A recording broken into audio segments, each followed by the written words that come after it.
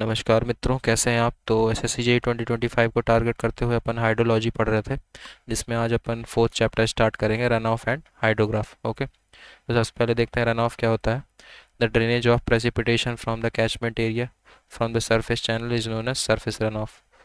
Precipitation से जो drain of होता है, प्रेसिपिटेशन जब होता है और जो सरफेस से कैचमेंट एरिया में जो प्रेसिपिटेशन होता है, और उसके बाद प्रेसिपिटेशन मतलब जो रेनफॉल होती है, उसके बाद जो सरफेस से पानी बह जाता है, उसको सरफेस रन ऑफ बोलते हैं। ठीक है, और इसको एक्सप्रेस किया जाता है वॉल्यूम पर यूनिट टाइम में। ठीक है, run off and surface run off are two different term. Run off और सरफेस रन ऑफ दो डिफरेंट टर्म है। Run off include all the water flowing in the stream channel at any given section. Run off में वो सारा पानी include होता है जो कि स्ट्रीम चैनल में फ्लो कर रहा है किसी गिवन सेक्शन में। रन ऑफ को run off is also called the discharge और स्ट्रीम फ्लो। रन ऑफ को डिस्चार्ज फ्लो या कि स्ट्रीम फ्लो भी बोला जाता है। जबकि surface run off includes only the water that reaches the stream channel without first percolating down to the water table. Surface run off में सिर्फ वही पानी इंक्लूड किया जाता है जो कि स्ट्रीम चैनल को वही पानी इंक्लूड किया जाता है जो कि बिना परकुलेट हुए सीधे सरफेस से बिना परकुलेट हुए सीधे सरफेस से रन ऑफ हो गया है। मतलब सरफेस में पानी बहा है बिना परकुलेट हुए। ठीक है, इसको डायरेक्ट रन ऑफ भी बोला जाता है। इसकी यूनिट किस में मेज़र करते हैं, मीटर क्यूब पर सेकंड में। ठीक है, सरफेस रन ऑफ को। और सरफेस रन ऑफ में अगर ग्राउंड वाटर का इनफ्लो भी, मतलब बेस फ्लो को भी जोड़ दें, ग्राउंड वाटर इनफ्लो को भी, तो वो हो जाएगा run off. Okay, ground water inflow popularly called as base flow. ठीक है, डायरेक्ट रन ऑफ क्या होता है, टोटल रन ऑफ से अगर बेस फ्लो माइनस कर देंगे तो सरफेस रन ऑफ आ जाएगा, जिसको डायरेक्ट रन ऑफ भी बोला जाता है। रन ऑफ को चार पार्ट्स में क्लासीफाई किया गया है। Surface run off, interflow, base flow, direct run off. Surface run off क्या होता है, अपन ने देखा, the flow of water occurring on the ground surface when excess rain water, storm water और other source is known as surface run off, या कि overland flow, या कि इसको डायरेक्ट रन ऑफ भी बोलते हैं। ठीक है, डायरेक्ट रन ऑफ ऊपर लिखा था कि सरफेस रन ऑफ को also called as direct run off, पर इसमें रन ऑफ का डायरेक्ट रन ऑफ भी एक पार्ट है, उसको भी देखेंगे। इंटरफ्लो क्या है, it is the lateral movement of water in the unsaturated zone और बेडोज जोन। इंटरफ्लो क्या है, लेटरल मूवमेंट है वाटर का किसमें, अनसेचुरेटेड जोन में या कि वेडोज जोन। वेडोज जोन अपन ने पीछे भी देखा था क्या था, कैपिलरी वाटर जहाँ पे रहता है उसको वेडोज जोन बोलते हैं। That the first return to surface और enters the stream prior to becoming ground water. ठीक है, it is based on the time delay between the precipitation and run of.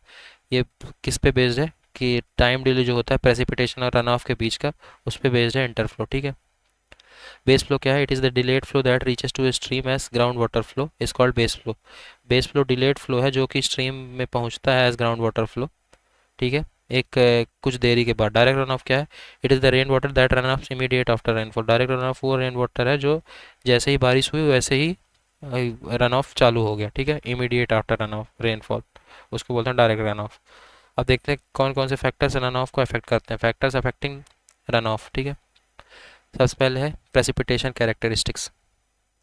It is like S rainfall intensity, duration of rainfall, rainfall distribution, type of precipitation, soil moisture deficiency, direction of prevailing storm और other climatic condition. ठीक है, precipitation characteristics क्या क्या है, precipitation characteristic कैसी है वो उस पर डिपेंड करता है कि रन ऑफ कैसा होगा। प्रेसिपिटेशन की कैरेक्टरिस्टिक कैसे, कि रेनफॉल इंटेंसिटी कैसी है, कि कितने ड्यूरेशन का रेनफॉल हुआ है, रेनफॉल डिस्ट्रीब्यूशन कैसा है, किस तरह का प्रेसिपिटेशन है, सॉइल मॉइस्चर डेफिशिएंसी कैसी है, डायरेक्शन क्या है प्रिवेलिंग स्टॉर्म की, और अदर क्लाइमेटिक कंडीशन। ठीक है, फिर दूसरा है कि ड्रेनेज बेसिन की कैरेक्टरिस्टिक कैसी, उस पर भी रन ऑफ डिपेंड करता है।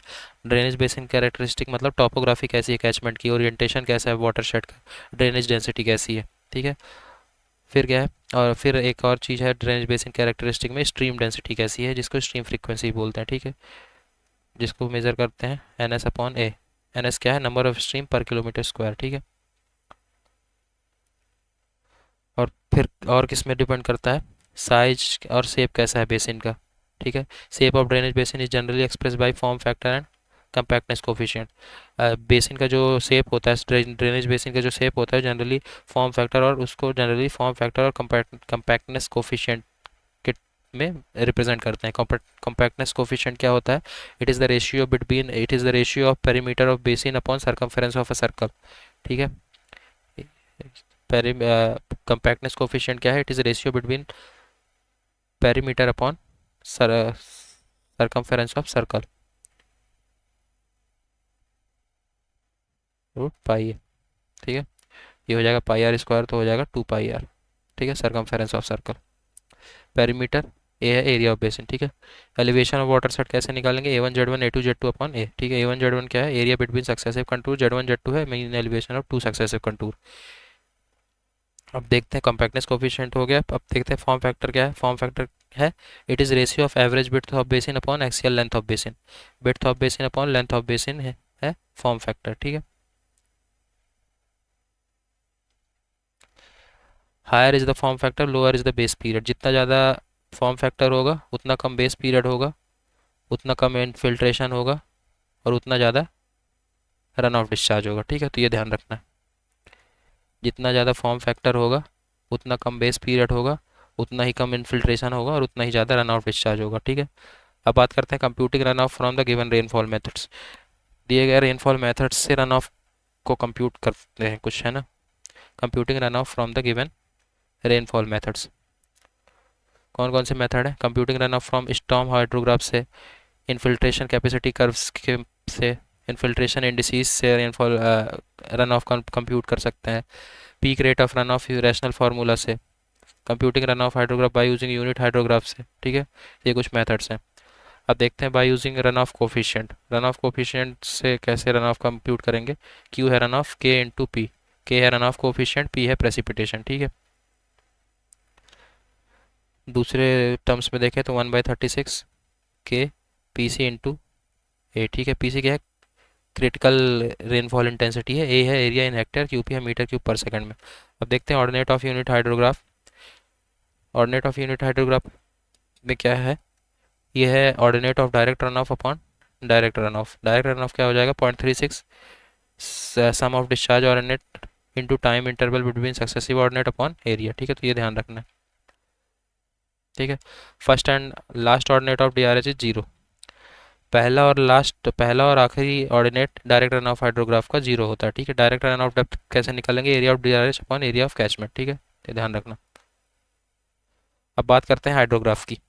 हाइड्रोग्राफ क्या है, हाइड्रोग्राफ एक ग्राफ है between rate of discharge and time at any given section. Hydrograph is a graph between rate of discharge and time at any given section. ठीक है, where there is no base flow then hydrograph start from origin. अगर कहीं पे base flow नहीं है तब वहाँ पे हाइड्रोग्राफ जो स्टार्ट होगा वो ओरिजिन से स्टार्ट होगा। ठीक है, the shape of rising lymph of hydrograph depends on both catchment characteristics and rainfall characteristic. जो राइजिंग लिम्फ है हाइड्रोग्राफ का वो डिपेंड करता है कैचमेंट कैरेक्टरिस्टिक पे और रेनफॉल कैरेक्टरिस्टिक पे। ठीक है, और जो फॉलिंग लिम्ब है हाइड्रोग्राफ का वो किस पे डिपेंड करता है, सिर्फ कैचमेंट कैरेक्टरिस्टिक्स पे। The shape of falling limb of hydrograph depends only on catchment characteristics. ठीक है, तो जो राइजिंग कैरेक्टरिस्टिक है वो कैचमेंट कैरेक्टरिस्टिक और रेनफॉल कैरेक्टरिस्टिक दोनों पे डिपेंड करता है, और जो फॉलिंग कैरेक्टरिस्टिक है वो सिर्फ फॉलिंग लिम्ब है वो सिर्फ कैचमेंट कैरेक्टरिस्टिक पे डिपेंड करता है। ठीक है, तो ये है हाइड्रोग्राफ। अब देखते हैं राइजिंग लिम्ब क्या है। इसको कंसंट्रेशन कर्व भी बोलते हैं। It is also known as concentration curve. तो जो यहाँ से ए से बी है ये है राइजिंग लिम्ब। ठीक है, ये है राइजिंग लिम्ब। कंसंट्रेशन कर्व भी बोलते हैं। That represent the increase in discharge due to gradual building up storage in channel. ये रिप्रेजेंट करता है डिस्चार्ज में increase due to gradual buildup of storage in channel and over the catchment area. Catchment area में gradually जो channel storage जो बढ़ता है उसकी वजह से जो डिस्चार्ज कैसे कैसे बढ़ रहा है उसी को रिप्रेजेंट करता है राइजिंग लिम्ब। ठीक है, फिर आता है रिसेशन लिम्ब या कि जिसको फॉलिंग लिम्ब भी बोलते हैं। तो सी से डी लेके है, सी से डी है फॉलिंग लिम्ब जिसको रिसेशन लिम्ब भी बोला जाता है। ठीक है, रिसेशन या कि फॉलिंग लिम्ब ये क्या है, it is the length from the inflection point two the commencement of the natural ground water flow. ये कहाँ से कहाँ के बीच की लेंथ है, इन्फ्लेक्शन पॉइंट से लेके जहाँ पे नेचुरल ग्राउंड वाटर फ्लो का कमेंसमेंट होता है वहाँ तक। सी है इन्फ्लेक्शन पॉइंट, यहाँ से लेके नेचुरल ग्राउंड वाटर फ्लो का जहाँ ख़त्म होती है उसके बीच का लेंथ है rise falling limb. Okay, it represents the withdrawal of water from the storage built up in the basin during the earlier phase of the hydrograph। ये क्या है, राइजिंग लिम्ब में क्या था, स्टोरेज इंक्रीज ऑफ डिस्चार्ज था, और यहाँ पे क्या है पानी का विदड्रॉल फ्रॉम स्टोरेज। ठीक है, तो ये ध्यान रखना है। Starting point of recession limb और point of inflection represent the condition of maximum storage. जो स्टार्टिंग पॉइंट होता है रिसेशन लिम्ब का, या कि जिसको पॉइंट ऑफ इन्फ्लेक्शन भी बोलते हैं, वो क्या रिप्रेजेंट करता है? Condition of maximum storage. मतलब जो सी पॉइंट है यहाँ पे, वो रिप्रेजेंट क्या करता है? वो रिप्रेजेंट करता है कौन सी condition? Condition of maximum storage represent करता है सी पॉइंट। ठीक है, ये पॉइंट ऑफ इन्फ्लेक्शन है, या कि starting point of falling limb. Okay, फिर आता है क्रेस्ट सेगमेंट। क्रेस्ट सेगमेंट क्या है? It is peak. Peak is hydrograph is controlled by both basin and storm characteristic. Crest segment क्या है? ये पीक है हाइड्रोग्राफ का, peak of hydrograph, and controlled by both basin and storm characteristic. इसको इसमें and it is controlled by both basin and storm characteristic. Crest segment contains the peak flow. Crest segment peak flow contain करता है। Okay, तो जो peak point होता है, peak of hydrograph, वो होता है क्रेस्ट सेगमेंट। ठीक है, अब बात करते हैं लैग टाइम का। लैग टाइम क्या है? It is time elapsed between centroid of the storm to the point of peak flow. Centroid, storm के सेंट्रॉइड से पॉइंट ऑफ पीक फ्लो तक के टाइम के बीच का टाइम को बोलते हैं लैग टाइम। ठीक है, या कि time elapsed between peak of rainfall to the peak of discharge. ठीक है, तो ये हो जाएगा, ये हो जाएगा क्या? Lag time. ठीक है, कहाँ कहाँ से?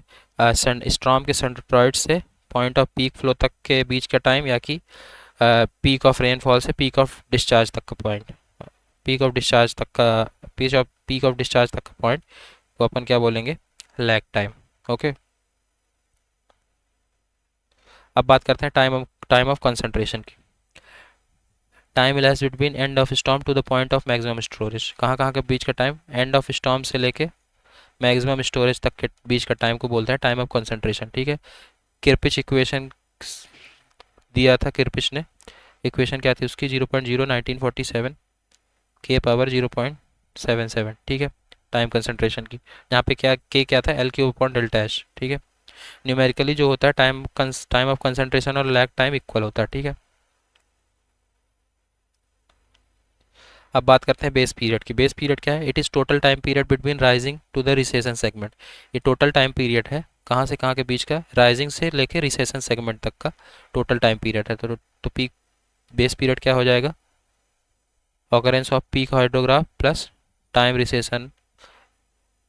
Of recession hydrograph. ठीक है, अब देखते हैं शेप ऑफ हाइड्रोग्राफ किस पे डिपेंड करता है।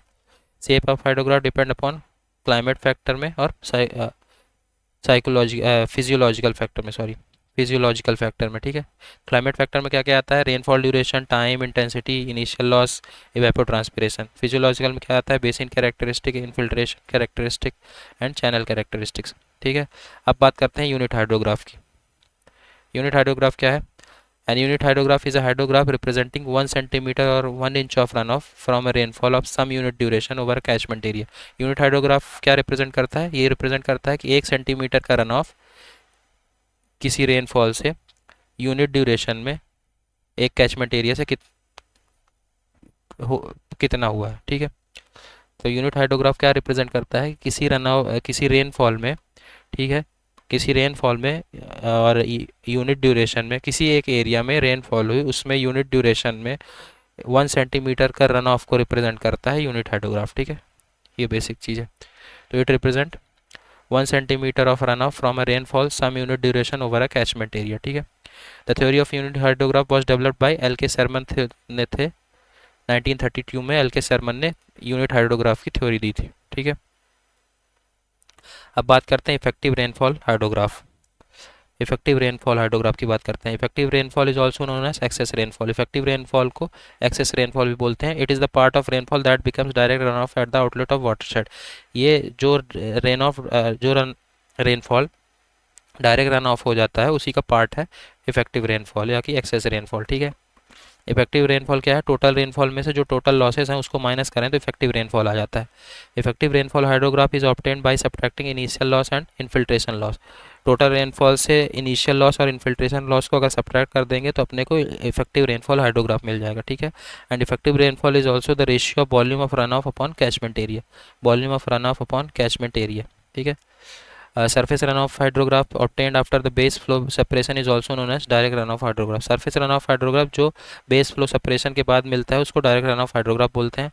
Area of direct runoff hydrograph क्या होता है? Area of effective runoff hydrograph into catchment area. ठीक है, तो ये कुछ चीज़ें हैं जिसको ध्यान रखना है. अब बात करते हैं यूनिट हाइड्रोग्राफ के कुछ अजम्पशंस के बारे में. थोड़ा सा रफ कर लें.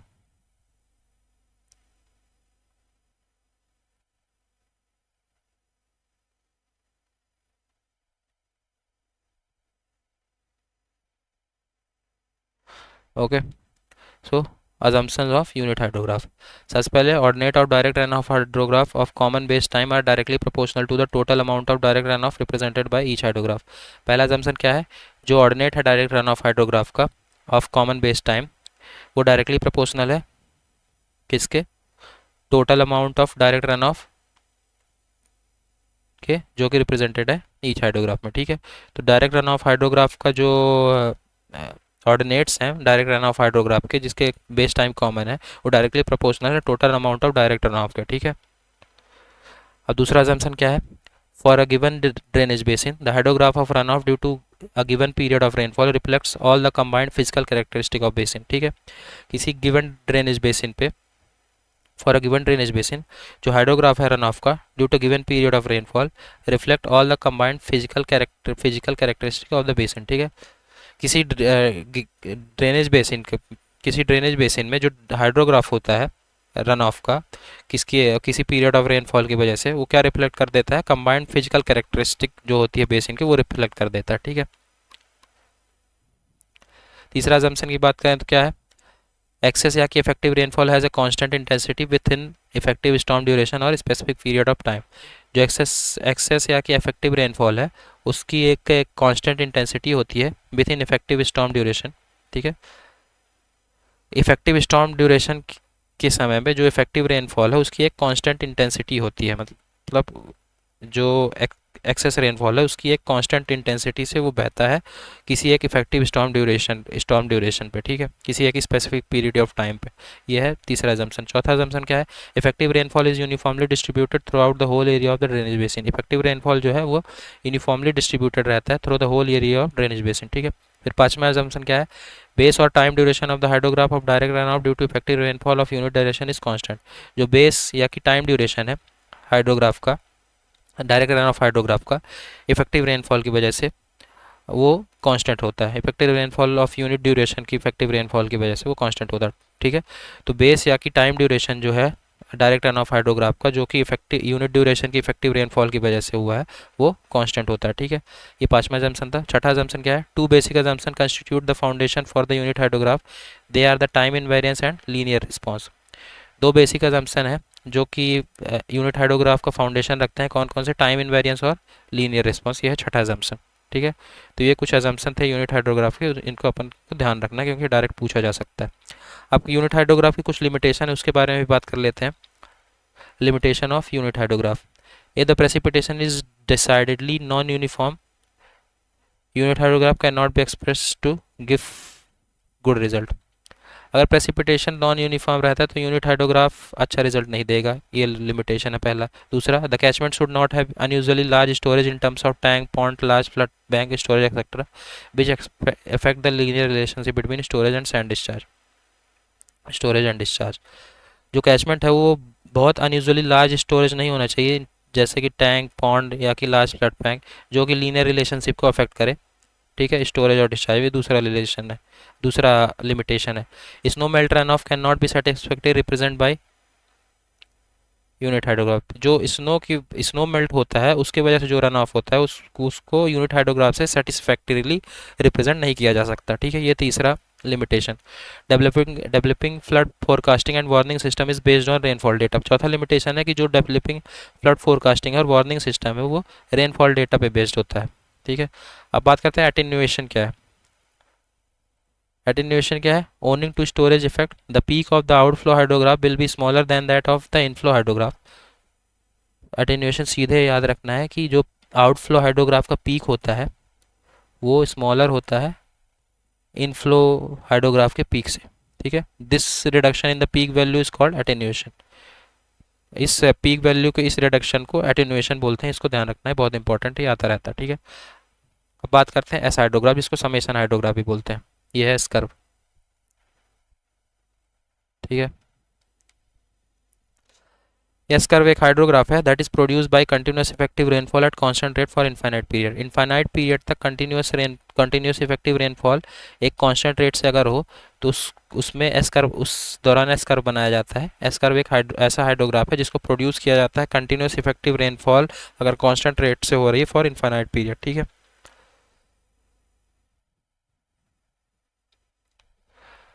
It is a continuous rising curve in the form of letter S. ये एक कंटिन्यूस राइजिंग कर्व है एक यस लेटर के फॉर्म पे, ठीक है, एस के फॉर्म पे। कहाँ तक? टिल इक्विलिब्रियम रीच, जहाँ तक में इक्विलिब्रियम आ जाए, ठीक है। जैसे ये कर्व आई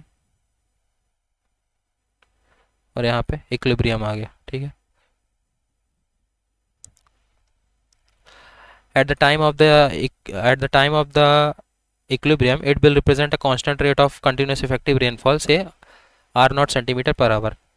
इक्विलिब्रियम आने पे ये रिप्रेजेंट करता है constant rate of continuous effective rainfall, जिसको R naught centimetre per hour से अपन रिप्रेजेंट कर सकते हैं। जैसे इक्विवेलेंट इक्विलिब्रियम आ गया, इसके बाद ये कांस्टेंट इफेक्टिव रेनफॉल रिप्रेजेंट करेगा, जिसको अपन और R naught centimetre per hour से रिप्रेजेंट कर सकते हैं, ठीक है।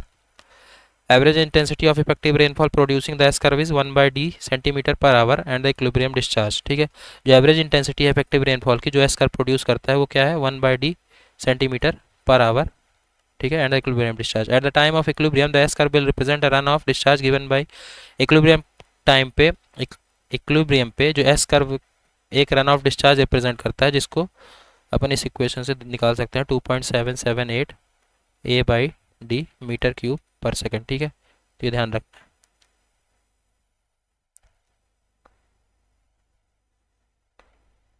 ठीक है। तो ये इक्वेशन ध्यान रखना है,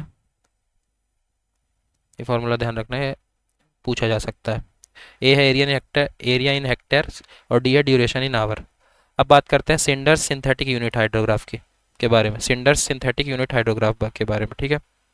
ये क्या है? The resulting hydrograph derived from the basic characteristic relationship is known as synthetic unit hydrograph, ठीक है। जो बेसिक कैरेक्टरिस्टिक रिलेशनशिप से ऑब्टेन किया गया रिजल्टिंग हाइड्रोग्राफ उसको बोलते हैं सिंथेटिक यूनिट हाइड्रोग्राफ। इसके 3 पैरामीटर्स होते हैं। सबसे पहले बेसिन लैग, ये है बेसिन लैग, इसके सेंटर से लेके यहाँ तक, इसको बोलते हैं basin lag. It is time between mass of the centre of unit rainfall of T R duration and run off peak flow, centre of unit rainfall of T duration to the run off peak flow, ठीक है। ये है basin lag. Basin lag को आर में निकालना है तो कैसे निकालेंगे? T L is equal to C T L C A L upon under root S power N, ठीक है। इतना इंपॉर्टेंट नहीं है, फिर भी ध्यान रखें ताकि न्यूमेरिकल में कभी आ जाए तो डायरेक्ट टिक मार सकें, ठीक है। सी टी कॉन्स्टेंट है जिसकी वैल्यू 1.35 से 1.65 है। एल है distance of catchment boundary from station kilometre में। एल सी है distance from gauging station to the opposite of centroid of watershed. कहाँ से? डिस्टेंस गेजिंग स्टेशन से to the point opposite to the centroid of watershed. Peak discharge क्या है? 2.778 C P A upon T L, ठीक है। T L क्या है? Basin lag in hours. Time base of unit hydrograph कैसे निकालेंगे? Time base of unit hydrograph 72 plus 3 T L. T L है basin lag in hours, ठीक है। अब width of 50 and 75% off peak, 50% और 75% पीक की विड्थ कितनी होगी? तो 50% width of unit hydrograph in hours at 50% peak discharge पे विड्थ कितनी होगी? 5.87 अपॉन क्यू पी 1.08। और 75% पीक डिस्चार्ज पे विड्थ ऑफ यूनिट हाइड्रोग्राफ कितनी होगी? W50 अपॉन 1.75, W50 अपॉन 1.75, ठीक है। तो ये ध्यान रखना, ये दोनों, ठीक है। ये दोनों चीज़ें ध्यान रखना है क्योंकि इम्पोर्टेंट, ठीक है। ये जो क्यूपी है इसको क्या, ये क्या है? मीटर क्यूब पर सेकंड पर किलोमीटर स्क्वायर में मेजर करेंगे, क्यूपी अपॉन ए, ओके। अब कुछ की पॉइंट्स देख लेते हैं। रन ऑफ जो है वो इंक्रीज होता है with the increase in intensity of rain. जैसे जैसे रेन की इंटेंसिटी बढ़ेगी रन ऑफ भी बढ़ेगा। When the duration of rainfall is equal to the time of concentration the run off from the catchment area will be peak run off. जब rainfall की duration time of concentration के बराबर हो जाती है, तब जो रन ऑफ होता है कैचमेंट एरिया से वो कितना पीक रन ऑफ पहुंच जाता है। ठीक है, जब रेनफॉल टाइम ऑफ कंसंट्रेशन के बराबर होगा तब run off peak run off पे पहुंच जाएगा। S hydrograph is use to obtain unit hydrograph of. S hydrograph को यूज़ किया जाता है यूनिट हाइड्रोग्राफ जो शॉर्टर ड्यूरेशन, लॉन्गर ड्यूरेशन से शॉर्टर ड्यूरेशन के यूनिट हाइड्रोग्राफ और शॉर्टर ड्यूरेशन से लॉन्गर ड्यूरेशन का हाइड्रोग्राफ मेज़र करने के लिए एस हाइड्रोग्राफ का यूज़ किया जाता है। ठीक है, लॉन्गर ड्यूरेशन से शॉर्टर ड्यूरेशन का यूनिट हाइड्रोग्राफ या कि शॉर्टर ड्यूरेशन से लॉन्गर ड्यूरेशन का हाइड्रोग्राफ। ठीक है, लॉन्गर शॉर्टर ड्यूरेशन से लॉन्गर ड्यूरेशन का यूनिट हाइड्रोग्राफ या कि लॉन्गर ड्यूरेशन से शॉर्टर ड्यूरेशन का यूनिट हाइड्रोग्राफ को ऑब्टेन करने के लिए एस हाइड्रोग्राफ का यूज़ किया जाता है। ठीक है, तो यहाँ पे अपना run off hydrograph chapter complete होता है। अब नेक्स्ट चैप्टर में पढ़ेंगे अपन floods and flood routing. Okay, so thank you so much.